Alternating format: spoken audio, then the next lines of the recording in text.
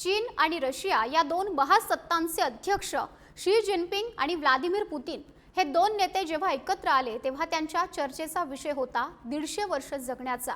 त्यांच्यातली ही चर्चा hot mic मध्ये रेकॉर्ड झाली आहे आणि नवीन चर्चा जगभर सुरू झाली आहे। बघूयात यावरचाच हा report. China and its people is contributing funding.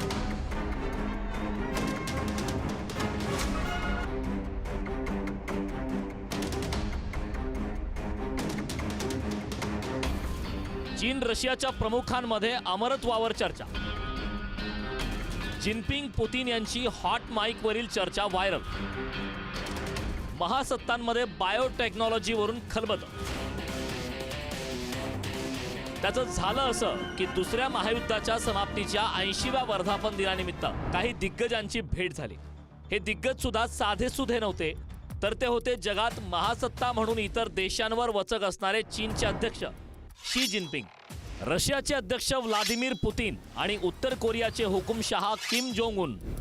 पण यात सगळ्यांचं लक्ष वेधून घेणारी गोष्ट ठरली ती म्हणजे नेत्यांनी केलेली अमरत्वाबाबतची चर्चा।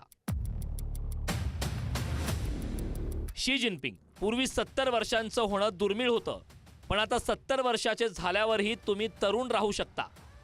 पुतिन येत्या काही दशकात बायोटेक्नॉलॉजीच्या विकासामुळे मानवी अवयवाचं प्रत्यारोपण केलं जाईल आणि लोक अधिक तरुण होतील, कदाचित त्यांना अमरत्वही मिळू शकेल।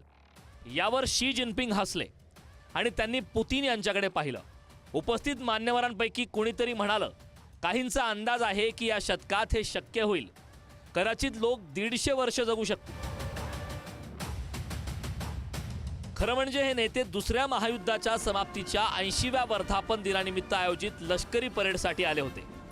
या परेडमध्ये चीनने आपली लष्करी ताकदही उत्तमरित्या दाखवली, पण त्या सामरिक बळापेक्षाही अधिक हॉट टॉपिक ठरला तो या नेत्यांमध्ये मानवी अवयव प्रत्यारोपण आणि अमरत्वावर झालेल्या चर्चेचा। चीनचे राष्ट्राध्यक्ष शी जिनपिंग आणि रशियाचे राष्ट्राध्यक्ष व्लादिमीर पुतिन यांच्यामधील संवादावर अनेक जण वेगवेगळ्या पद्धतीनं विचार करतायत। हे दोन्ही नेते 72 वर्षाचे आहेत आणि त्यांच्या देशाच्या राज्यघटनेत बदल करून त्यांनी त्यांच्या अध्यक्षपदाची मुदत वाढवून घेतली आहे। त्यामुळे ते आता आयुष्यभर सत्तेत राहू शकतात। अशा परिस्थितीत 150 वर्ष जगण्याबद्दल किंवा अमरत्वाबद्दल त्यांची झालेली चर्चा त्यांची सत्ता गाजवण्याची महत्त्वाकांक्षा स्पष्ट करणारी आहे।